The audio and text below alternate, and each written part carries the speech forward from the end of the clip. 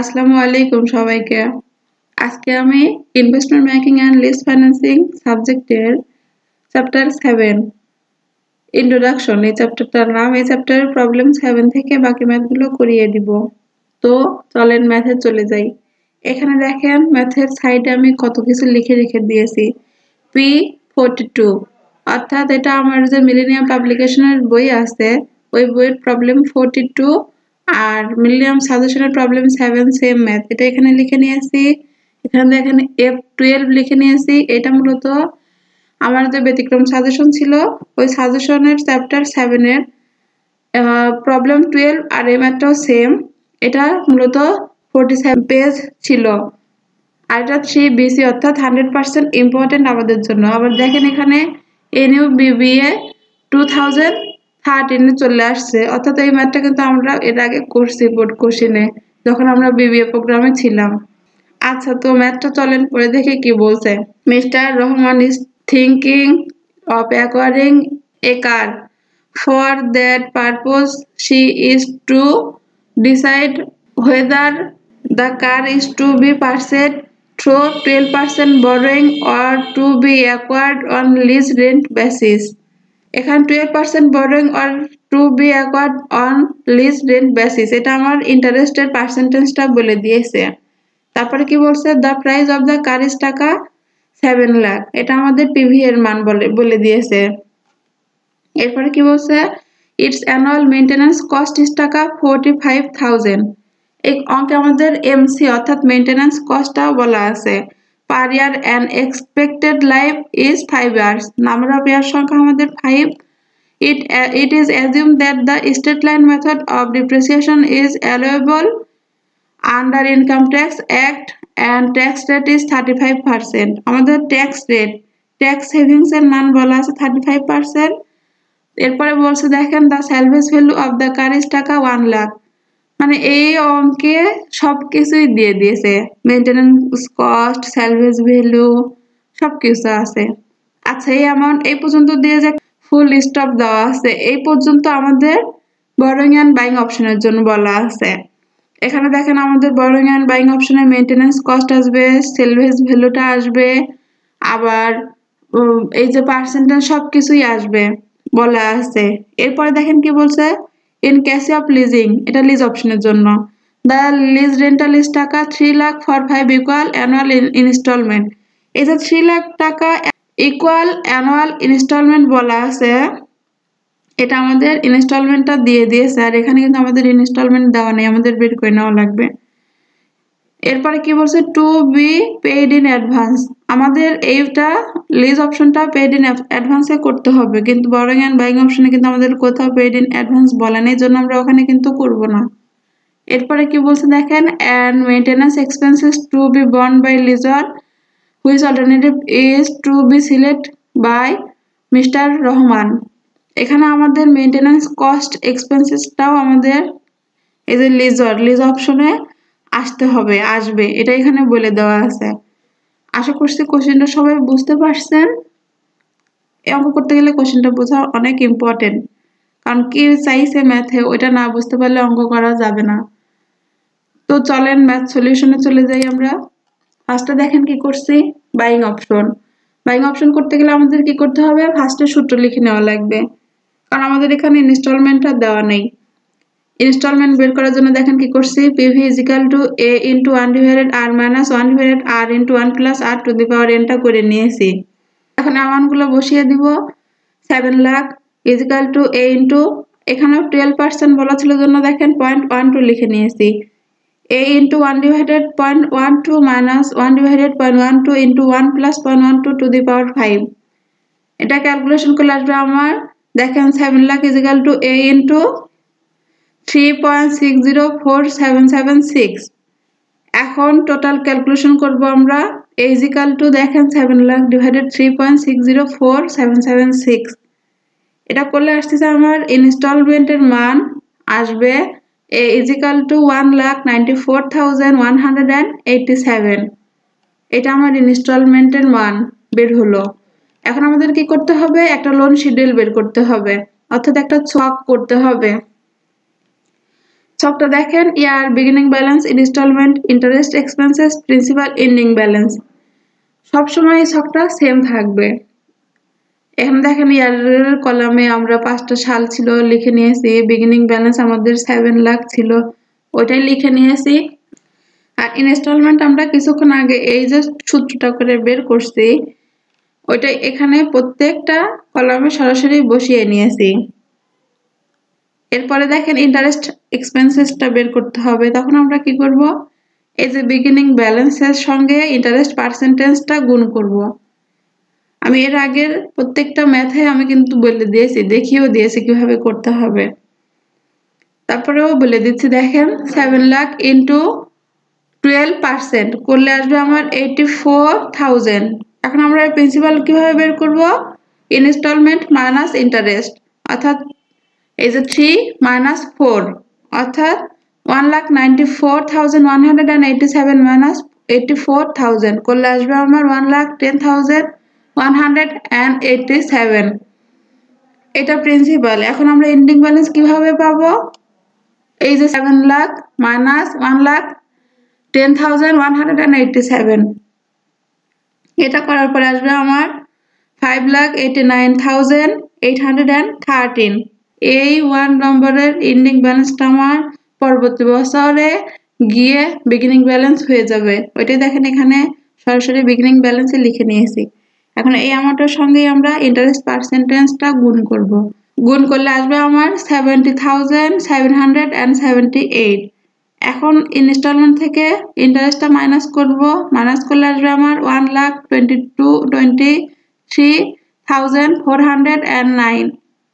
এখন এই প্রিন্সিপাল অ্যামাউন্টের থেকে আমরা বিগিনিং ব্যালেন্সটা মাইনাস করব, মাইনাস করলে আসবে আমার 4,66,404। এইভাবে আমরা প্রত্যেকটা বছরেরটা করে নিব।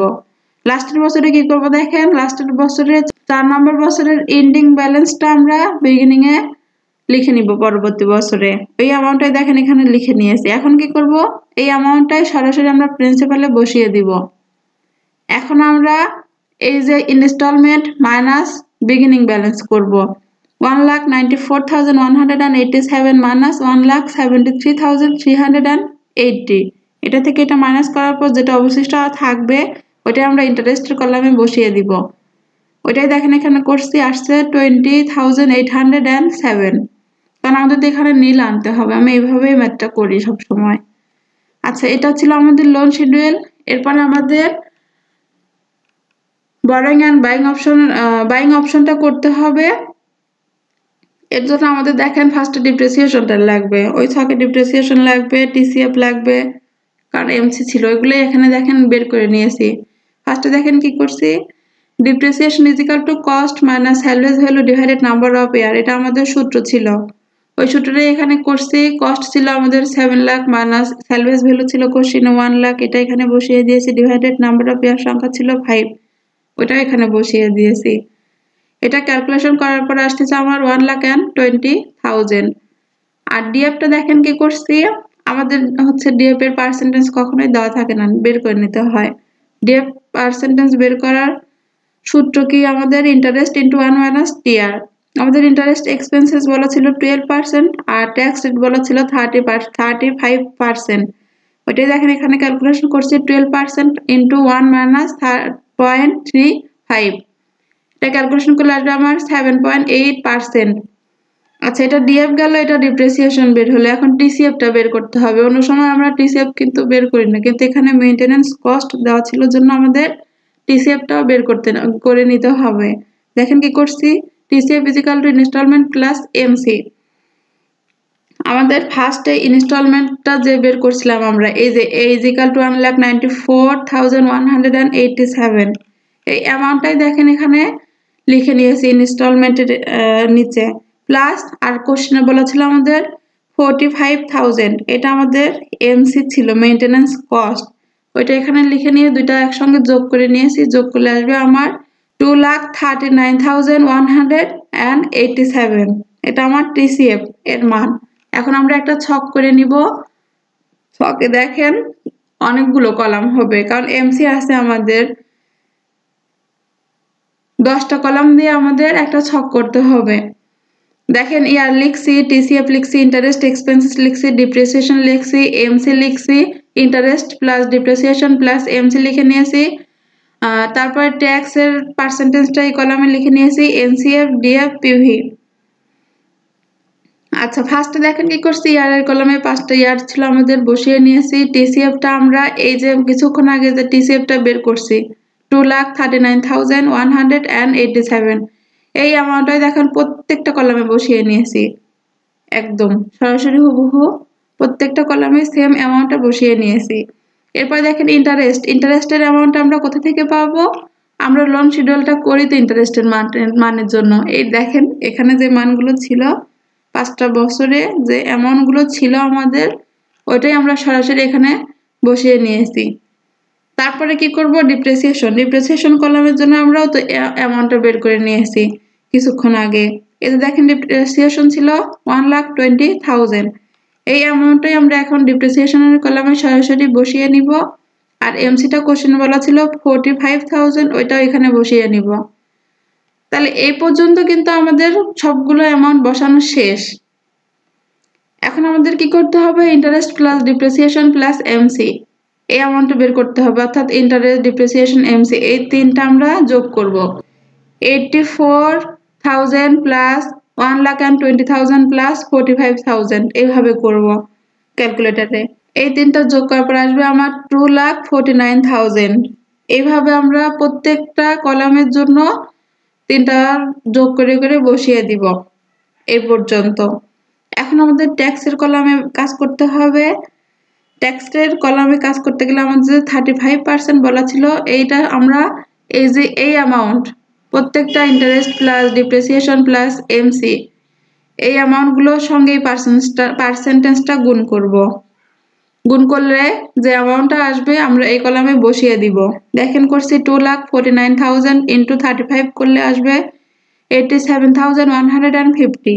পরবর্তী বছরেও সেম 2,35,778 ইন্টু 35% করলে আসবে আমার 82,522। এভাবে আমরা প্রত্যেকটা সালের জন্য করে নিব।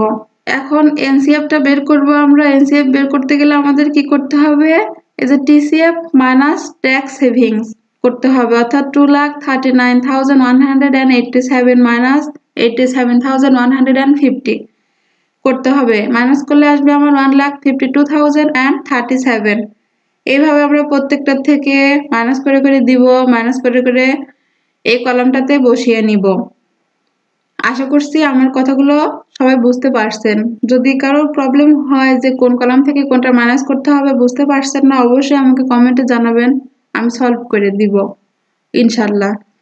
আচ্ছা, এরপরে দেখেন কি করছি, এই কলামটা কিন্তু আমাদের শেষ হয়ে গেল। লাস্টটা দেখেন কি করছিলাম, 2,39,187 মাইনাস এই যে ট্যাক্সের মান 65,032 মাইনাস করলে আসবে আমার 1,74,155। এইভাবে এনসিএফ এর কলমটা আমরা করে নিব। এরপর আমরা আসতেছে ডিএফ, ডিসকাউন্ট ফ্যাক্টরের মান বের করব আমরা। ডিএফ এর জন্য দেখেন এখানে হচ্ছে বের করে নিয়েছিলাম 7.8%, এটাই এখন এখানে সলিউশন করতে হবে। এই অ্যামাউন্টগুলো আমরা কই থেকে পাবো, ক্যালকুলেটরে আমরা এটা টেবিল ডি এর মান নিতে হবে। বিধায় টেবিল ডি এর মানের সূত্রটাও কিন্তু আমি দেখিয়ে দিয়েছি, তারপরেও বলে দিচ্ছি আপনাদের। ডিএফ বের করার ক্ষেত্রে কি করতে হবে, তখন 1 = ডিভাইডেড 1.078 আবার = প্রেস করতে হবে। তখন যে অ্যামাউন্টটা আসবে ফার্স্টের বছর ওই অ্যামাউন্টটা বসিয়ে দিব, আবার = প্রেস করব, তখন দ্বিতীয় বছরেরটা আসবে ওইটা বসিয়ে দিব, আবার করব প্রেস। এভাবে যতটা পর্যন্ত আমার লাগবে, অর্থাৎ যে কয়টা সাল আছে আমার ততক্ষণ পর্যন্ত করতে থাকবো। অ্যামাউন্ট চেঞ্জ হবে, প্রত্যেকটা অ্যামাউন্ট আমরা এখানে বসিয়ে নিব। ফার্স্টে দেখেন আমাদের কত আসছিল 0.928, এরপরটা দেখেন 0.861। এখানে অনেকগুলো পর্যন্ত মান আসে। আপনার সচরাচর 4টা ঘর নিয়ে কাজ করার চেষ্টা করবেন, তাইলে ম্যাথটা ভুল হওয়ার পসিবিলিটি খুব কম থাকে। যদিও আমি এখানে 3টা মান নিয়ে ফেলছি। আচ্ছা, এরপরে দেখেন কি করছি 0.798, তারপরে করছি 0.740, তারপরে 0.687। আমি সার্ভিস ভ্যালুর কথাটা পরে বলবো, এই জন্য এটা বাদ রেখে দিয়েছি। এখন কি করতে হবে আমাদের এনসিএফ এর যে টাকা এর সঙ্গে আমাদের ডিএফ এর পার্সেন্টেজের করার পরে যে অ্যামাউন্ট আসছে এটা গুণ করতে হবে। এটা দেখেন 1,52,037 ইন্টু 0.928 করলে আসবে আমার 1,41,090। এইভাবে প্রত্যেকটা করে নিব আমরা। প্রত্যেকটা ক্যালকুলেশন করার পরে পিভি এর কলামেও কিন্তু আমাদের সবগুলো অ্যামাউন্ট বসিয়ে ফেলছি এতদূর পর্যন্ত। এতদূর পর্যন্ত হয়ে যাওয়ার পরে কি করতে হবে আমাদের, এখানে 5 লিখে স্যালভেজ ভ্যালু বলা ছিল কোশ্চেনে, ওইটাই এখানে বসিয়ে দিব। দেখেন স্যালভেজ ভ্যালু লিখে নিয়েছি। এরপরে কি করছি, স্যালভেজ ভ্যালু আমাদের কোশ্চেনে বলা ছিল 1 লাখ। এটা এতদূর পর্যন্ত কলামে আসবে না, এখানে এতদূর পর্যন্ত কলামে ফাঁকে রেখে দিব, সরাসরি এনসিএফ এ লিখে নিব, তাও মাইনাস হবে। এই যে ব্র্যাকেট দিয়ে আমরা প্রকাশ করি এটাই আমাদের মাইনাস। এখানে দেখেন 1 লাখ ব্র্যাকেট দিয়ে দিয়েছি, অর্থাৎ মাইনাস স্যালভেজ ভ্যালু। আর এখানে ডিএফ যে পার্সেন্টেজ এটা আমাদের 6 নম্বর, এখানে 6 হবে না, এখানে 5 নম্বর বছরের যে ডিএফটা ছিল ওই পার্সেন্টেজ দিয়ে গুণ করতে হয়। অর্থাৎ এই যে অ্যামাউন্টটা ছিল এই অ্যামাউন্টটাই দেখেন সরাসরি বসিয়ে দিয়েছি। এটা বসিয়ে এটার সঙ্গে এটা গুণ করে নিয়েছি 1 লাখ ইন্টু 0.687 করার পরে আমাদের মাইনাস ছিল জন্য এখানে মাইনাস আসবে, মাইনাস ব্র্যাকেট দিয়ে মাইনাস লিখে নিয়েছি 68,700। এখন টোটাল পিভিটা লাগবে আমাদের। টোটাল পিভি বের করতে গেলে আমাদের টোটাল এই যে পিভি এর কলামে যে অ্যামাউন্টগুলো আছে সবগুলো যোগ করে নিতে হবে, শুধু একটা মাইনাস করতে হবে। করার পর আসছে আমাদের টিপিভি অর্থাৎ total PV, total present value is equal to 5,80,140। এটা আমাদের বরোয়িং অ্যান্ড বাইং অপশনের জন্য টোটাল পিভিটা আমরা পেয়ে গিয়েছি। এখন আমরা কি করব, লিজ অপশনটা করব। দেখেন লিজ অপশন লিখে নিয়েছি পিভি অফ লিজ। এখানে আমাদের আর ইনস্টলমেন্টটা কিন্তু বের করতে হচ্ছে না, কারণ আমাদের কোশ্চেনে দেখেন আবারও দেখে আসি, এই যে লিজ অপশনের জন্য বলা ছিল দ্য লিজ রেন্টাল লিজ টাকা 3 lakh for 5 equal annual installment, অর্থাৎ ইনস্টলমেন্ট অ্যামাউন্ট আমাদের বলে দিয়েছিল 3 লাখ। আর এখানে to be paid in advance বলা আছে আমাদের, আর মেইনটেনেন্স কস্টটাও এখানে লিজর বহন করবে ওইটা এখানে বলা আছে। এজন্য দেখেন কি করছি, পেইড ইন অ্যাডভান্স বলার কারণে আমাদের ছকটা একটু অন্যরকম হয়ে গিয়েছে, আর কোনো চেঞ্জ নাই। দেখেন এখানেও আমাদের এমসিটা আসবে, টিসিএফটা আসবে জন্য এর আগে 6টা করতাম কলাম, এখন একটু বাড়িয়ে 8টা করতে হয়েছে আমাদের। হ্যাঁ 8টা করে নিয়েছি। ইয়ারের কলামে দেখেন কি করছি, ফার্স্টে 0 বছর, তারপরে 1 থেকে 4 আর 5 এভাবে করে নিতে হবে, কারণ এখানে পেইড ইন অ্যাডভান্সটা বলা ছিল। ALR annual lease rent, MC maintenance cost, TCF total cash flow, tax, NCF net cash flow, DF discount factor, PV এটা লিখে নিয়েছি। এখন দেখেন আমাদের এএলআর বলা ছিল অ্যানুয়াল লিজ রেন্ট 3 লাখ টাকা, ওইটা এখানে বসিয়ে নিয়েছি। এমসি এর কলাম এমসিটা বসিয়ে দিয়েছি। এখন আমরা কি করব, টিসিএফটা বের করতে হয় এই যে এএলআর মাইনাস এমসি করে, অর্থাৎ 3 লাখ মাইনাস 45,000 করার পরে যেটা অবশিষ্ট থাকবে আমরা টিসিএফ এর কলামে বসিয়ে দিব। ওটাই দেখেন এখানে করছি 2,55,000। এখন ট্যাক্স কাটতে হবে, কিন্তু আমরা জানি যে 0 বছর যেটা থাকে ওইটা ট্যাক্স আসে না, ওইটার এখানে এজন্য ট্যাক্সের এখানে আমরা 0 লিখে নিয়েছি। এখন এনসিএফটা কিভাবে বের করব, এই যে ট্যাক্সের থেকে আমাদের টিসিএফটা মাইনাস করতে হয়, তাহলে যে অ্যামাউন্টটা থাকে আমাদের এনসিএফ হয়, কিন্তু এখানে আমাদের ট্যাক্স 0 আসায় আমরা এই অ্যামাউন্টটা এখানে সরাসরি বসিয়ে নিয়েছি 2,25,000। এটা করার পরে আমরা জানি ডিএফটা 0 বছরের জন্য 1 হবে, ওইটা এখানে 1 লিখে নিয়েছি। তাহলে তখন আমরা 2,55,000 ইন্টু 1 করে দিব, করলে পিভি আসতেছে আমার এই অ্যামাউন্টে আসবে 2,55,000। এটা আমার 0 বছরের কাজ, কিন্তু আমি একদম সরাসরি দেখিয়ে দিয়েছি প্রত্যেকটা কলামে। এরপরে দেখেন কি করছি, 1 থেকে 4 লিখে নিয়েছি। দেখেন এখানে এএলআরটা 3 লাখ লিখে নিব, এমসিটাও লিখে নিব। এখন 3 লাখ থেকে 45,000 মাইনাস করলে সেম অ্যামাউন্টে আসবে 2,55,000, এটা করে নিব। এখন আমাদের 1 থেকে 4 এই বছর পর্যন্ত ট্যাক্সটা আসবে। এজন্য দেখেন 2,55,000 ইন্টু 35 করে দিব, তখন আসছে আমার ট্যাক্স আসবে 89,250। এখন আমরা এই ট্যাক্সের অ্যামাউন্ট থেকে টিসিএফটা মাইনাস করবো। আমরা কিন্তু ভুলেও আর এএলআরটা যাব না, কারণ আমরা এএলআর দিয়ে কাজ করে নিয়েছি অলরেডি, এখন টিসিএফ দিয়ে কাজ করতে হবে। এখন এই 2,55,000 মাইনাস 89,250 করব। মাইনাস করার পর আসবে আমার 1,65,750। এটা আমরা এনসিএফ এর কলামে বসিয়ে দিব। এখন ডিএফটা দেখেন কি করছি, এখানে 3.3269254 এটা করছি। এটা কিন্তু আমাদের টেবিল ডি এর মান না, এটা টেবিল সি এর মান নিতে হবে, কারণ 1 থেকে 4 এই বছরটা বলা আছে, আর এখানে টেবিল সি এর মানটাই নিতে হয়। এই জন্য দেখেন কি করছি, এই টেবিল সি এর মান বের করার জন্য কিন্তু আমি সূত্রটা দেখিয়ে দিয়েছিলাম। আমরা যে পিভি ইনস্টলমেন্ট বের করি ওই সূত্রটাই, কিন্তু এটা গুণ হয় না। টেবিল সি এর মান বের করার সূত্রটা আরো একবার বলে দেই, 1/r minus 1/r into 1 plus r two the power n। অর্থাৎ এখানে আমাদের যে 0.780 ছিল, এটা আমরা কিভাবে করব, 1/0.078 minus 1/0.078 into 1 plus 0.078 to the power 5। এটা যদি আমরা ক্যালকুলেটরে করি তখন সরাসরি আমাদের এই অ্যামাউন্টটাই আসবে। ওই অ্যামাউন্টটাই দেখেন এখানে সরাসরি বসিয়ে দিয়েছি, বসিয়ে এখন এটা থেকে এটা গুণ করে দিব। 1,65,750 ইন্টু 3.3269254 এটা করব। এটা করলে আসতেছে আমার 5,51,838। এটা বসিয়ে নিয়েছি। এর পরবর্তী দেখেন 5 নম্বর যে বছরটা ছিল আমার, এখানে আমার এএলআরটা আসবে না, এমসিটা আসবে না, টিসিএফটাও আসবে না, তিনটা কলামে 00 লিখে নিয়েছি, শুধু ট্যাক্সটা আসবে। উপর থেকে ট্যাক্সটা এখানে বসিয়ে নিয়েছি 89,250।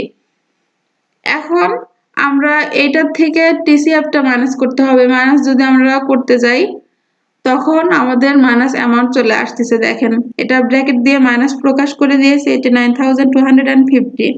আর এখানে ডিএফটা আমাদের টেবিল ডি এর মান নিতে হবে। পেড ইন অ্যাডভান্স বললে একটু ঝামেলাই হয়ে যায় ম্যাথটা, একবার টেবিল সি এর মান নিতে হয়, একবার টেবিল ডি এর মান নিতে হয়, এটা খেয়াল রাখতে হবে।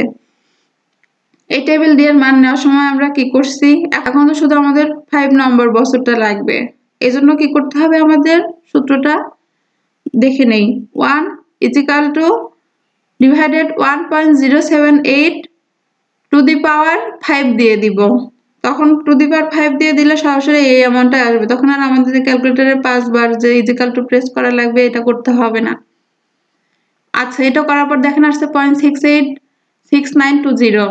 এখন এই অ্যামাউন্টের সঙ্গে এটা গুণ করে দিব, গুণ করলে অ্যান্সার আসবে আমার -61,308। এখন এই দুইটা যোগ করবো আর এটা মাইনাস করবো, মাইনাস করে আমরা টোটাল প্রেজেন্ট ভ্যালুটা বের করে নিব। টোটাল প্রেজেন্ট ভ্যালু দেখেন বের করছি আমি 7,45,130। এটা আমার লিজ অপশনের জন্য আসে 7,45,130। আর আমার দেখেন বরোইং এন্ড বাইং অপশন আসছিল 5,80,140। আমাদের কোশ্চেনে দেখেন লাস্টে কি বলে দিয়েছিল, which alternative is to be selected by mister Rahim. আমাদের একটা কমেন্ট করতে হবে। আমরা সচরাচর জানি টোটাল পিভি যেটার কম হয় ওইটাই আমরা নিব, ওইটা দিয়ে কমেন্ট করতে হয়। দেখেন আমি এখানে কমেন্টে লিখে নিয়েছি, comment borrowing and buying option should be selected Mr. Rohman because its total PV is lower than lease option। এটা আমরা লিখে নিব, তাই ম্যাথটা আমাদের শেষ। আশা করছি সবাই বুঝতে পারছেন। আজকের মতো এই পর্যন্তই। আমি পরবর্তী ভিডিওতে প্রবলেম 8 থেকে বাকি ম্যাথগুলো করিয়ে দিব ইনশাল্লাহ। ততক্ষণ পর্যন্ত সবাই ভালো থাকবেন, আমার জন্য দোয়া করবেন। আসসালামু আলাইকুম, টাটা।